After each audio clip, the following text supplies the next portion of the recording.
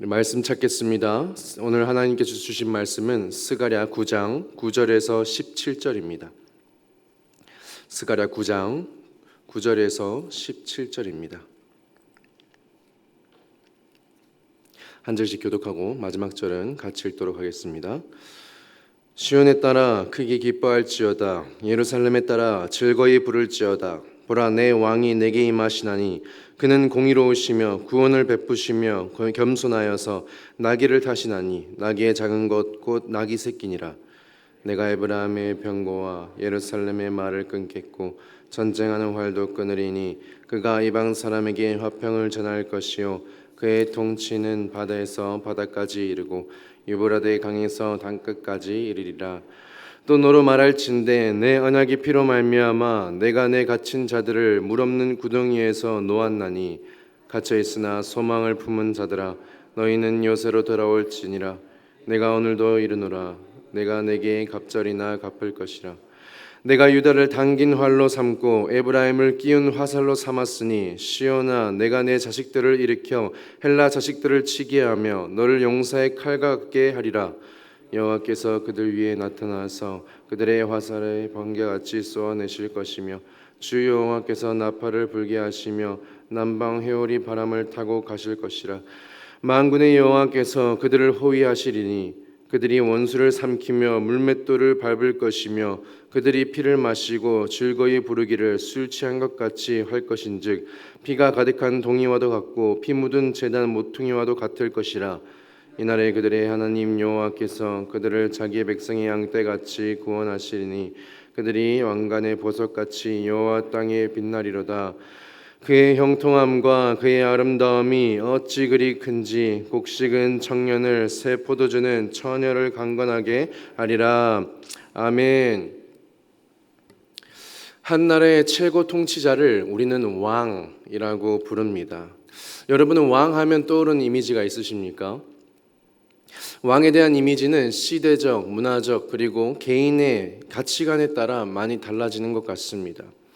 고대나 중세 사회 같은 곳에는 왕이 곧 나라였고 또 왕의 그 강한 리더십과 권위가 곧 백성의 안정과 번영에 직결됐기 때문에 아마 왕에 대한 이미지는 긍정적이었을 거예요. 하지만 현대 사회는 어떨까요?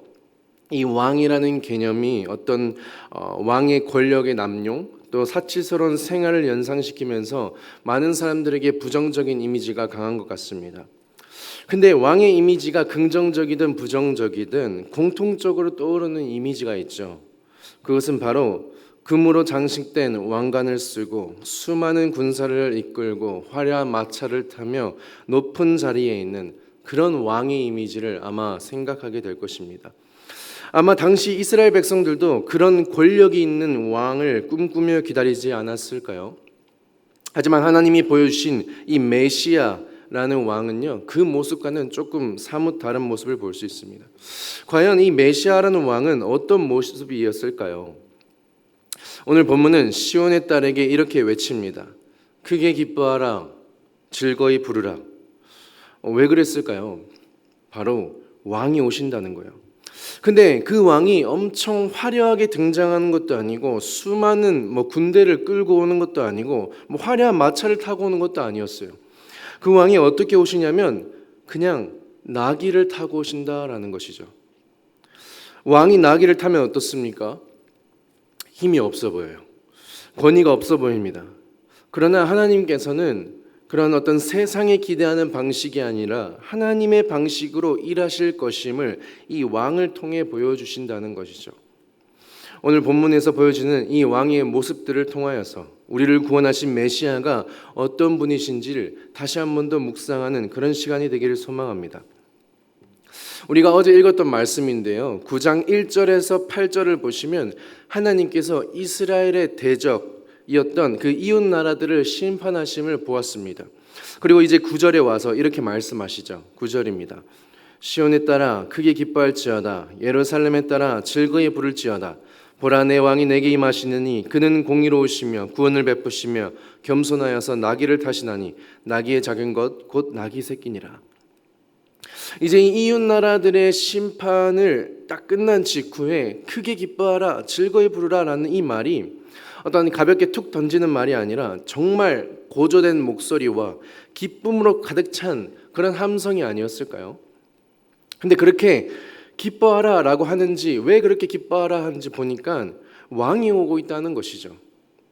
백성들은 왕을 기대했고요. 이전에 선지자들도 계속해서 다윗의 후손으로 오실 그 메시아를 고대했었어요.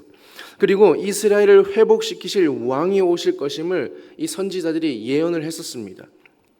그렇게 그 왕이 오신다는 것, 이 백성들이 오랫동안 고대해왔던 그 하나님의 완전한 통치가 도래했다는 것이기 때문에 그 백성들이 기뻐할 수밖에 없었던 것이죠. 그 놀라우신 왕이 내게 임했다라는 말은 정말 하나님의 백성들에게 있어서는 감격스러운 일이었을 거예요.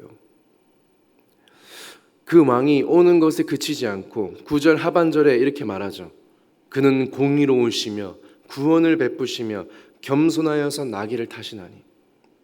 이제 그 왕이 올 건데 그 왕은 공의로우시고 또 구원을 베푸시고 겸손하여서 나귀를 타실 것이다 라고 말합니다. 이 표현은 장차 오실 메시아 예수 그리스도의 성품과 인격, 또 앞으로 그가 이루실 일들을 묘사하는 말인 것이죠. 이런 왕이 그들에게 절실했던 이유는 당시 이스라엘은 공의가 무너졌던 상황이었어요. 그들은 구원이 필요했었어요. 그런데 그 왕이 오심으로 모든 것을 공의로 판단하고 하나님의 의를 이 세상에 드러내신 것입니다. 뿐만 아니라 그는 겸손하여서 나귀를 타고 오실 것이고 그 왕은 십자가에서 인류의 죄를 대신 죽으심으로 자기를 믿는 자들에게 의를 덧입혀 주실 뿐만 아니라 그들에게 구원을 베푸실 왕이시다라는 것입니다. 겸손의 왕, 또 구원의 왕. 실제로 약 500년 후 예수 그리스도께서 예루살렘에 입성하실 때 어떻게 입성하십니까? 나귀 새끼를 타셨죠.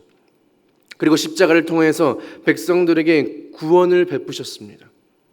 즉 우리의 왕 예수 그리스도께서 이 모든 예언을 성취하셨다는 것이죠. 어쩌면 이스라엘은요, 권력 있는 왕을 원했을 수도 있어요. 힘 있는 왕이 와서 자신들의 나라를 군사적으로 견고히 세우고 이스라엘을 모든 나라 중에 가장 뛰어난 나라, 군사적으로 최강국으로 우뚝 세워줄 그런 왕을 원했을 수도 있습니다. 하지만 하나님의 통치는 그런 것이 아니었던 것이죠. 하나님께서 자신의 백성들을 다스리시는 방식이 어떠한 세상의 권력이나 군사적인 힘이 아니었다라는 것이죠. 10절에 보시면 하나님의 통치는 그들의 힘이라고 믿었던 말과 병거, 화를 없애버리는 것이고 대신 하나님께서 백성들에게 평화의 왕을 보내신 것입니다. 하나님께서 보내시는 메시아는 세상에 평화를 전할 것이며 평강의 왕으로서 하나님과 원수되었던 백성들을 구원하시고 또 통치하실 것임을 예언했던 것입니다. 하나님께서는 백성들에게 필요한 왕이 그들을 군사적으로 최고로 세워줄 그런 왕이 아니라 평화의 왕임을 아셨던 것입니다. 겸손히 오셔서 평화의 왕, 그분이 바로 우리 예수 그리스도이심을 기억하며 그분만이 내 삶 속에 참된 평화를 주시는 분이심을 기억하는 여러분이 되시기를 소망합니다. 계속해서 스가랴 선지자는요, 그분이 평화의 왕이실 뿐만 아니라 그 왕은 절망 가운데 있는 백성들을 구원하시는 왕이심을 말해주고 있습니다. 11절이랑 12절인데요, 제가 읽도록 하겠습니다. 또 너로 말할진대 내 언약의 피로 말미암아 내가 내 갇힌 자들을 물 없는 구덩이에서 놓았나니 갇혀 있으나 소망을 품은 자들아 너희는 요새로 돌아올지니라 내가 오늘도 이르노라 내가 내게 갑절이나 갚을 것이라. 아멘. 이 11절에 언약의 피가 등장하게 됩니다. 이것은 출애굽기 24장에 등장하는 이제 이스라엘이 시내산에서 여호와와 더불어 맺었던 그 언약을 이야기를 하는 것입니다. 즉 그 언약의 당사자들이 생명을 걸고 언약을 지키겠다라고 결의한 것이죠. 물론 이스라엘 백성들은 그 언약을 망각하고 하나님을 배반하였었죠. 하지만 하나님께서는 그 언약에 신실하신 분이셨기에 궁극적으로 이 예수 그리스도, 예수 그리스도를 통하여서 십자가의 피 흘리심으로 자신의 백성들을 구속하실 것임을 말해주는 대목입니다.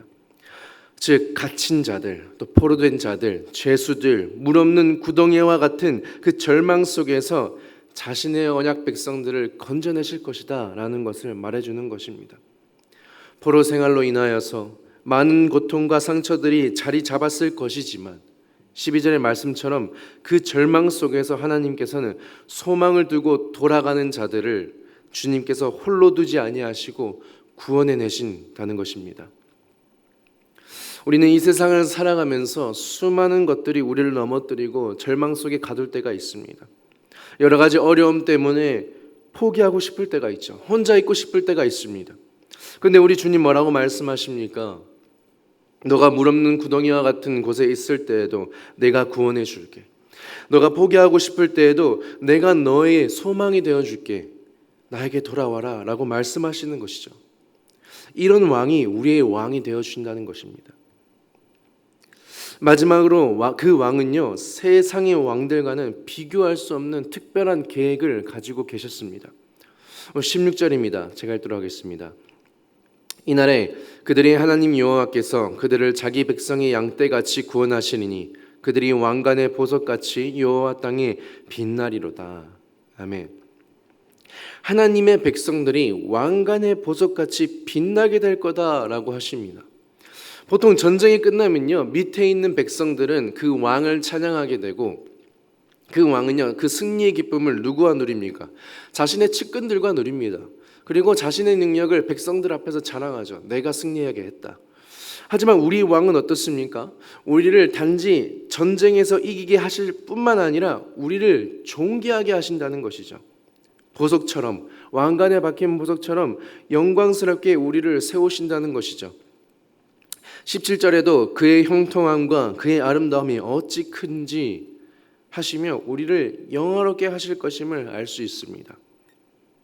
나에게 평화를 주신 것도 감사한데, 나를 구원해 주신 것도 감사한데, 대적을 향해서는 친히 용사가 되어주셔서 나를 보호해 주신 것도 감사한데, 이제 나를 그 영광스러운 승리에 동참하게 하셔서 나를 거룩한 주의 백성으로 거듭나게 하셨다는 것, 그분이 바로 우리의 왕, 또 나의 왕이라는 것입니다.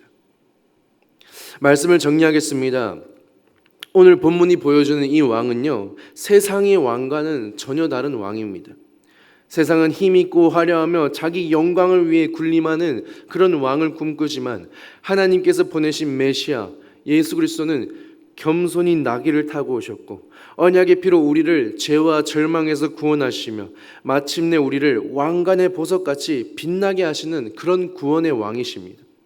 그러므로 우리는 이 땅에서 어떤 상황과 형편 속에 있든지 세상에 줄 수 없는 그 참된 평화를 주시고 또 우리를 붙드시고 끝까지 영화롭게 하실 그분만을 나의 왕으로 섬기며 살아가는 여러분이 되기를 소망합니다. 오늘도 그 왕에게 나아가서 그분의 다스리심을 받고 또 그분의 영광을 나타내는 삶을 살아내는 저와 여러분이 되기를 간절히 소망합니다. 기도하겠습니다. 사랑하는 하나님 감사합니다. 겸손의 왕으로 오신 예수 그리스도, 우리를 평화로 다스리시고 우리를 그 죄와 절망에서 건져주셨으며 마침내 우리를 그 왕관의 보석같이 빛나게 하실 것을 약속하심에 감사드립니다. 우리가 눈에 보이는 그런 세상의 힘과 화려함에 마음에 뺏기지 않게 하시고 오직 예수 그리스도, 그 예수 그리스도의 겸손과 공의, 구원의 능력을 의지하며 살아갈 수 있도록 주님 우리를 인도하여 주시옵소서. 매일의 삶 속에서 참된 그 왕의 다스리심을 믿으며 또 기쁘게 받으며 그분의 영광을 드러내는 그런 참된 백성이 될 수 있도록 주님 인도하여 주시옵소서. 감사합니다. 예수님의 이름으로 기도드리옵나이다. 아멘.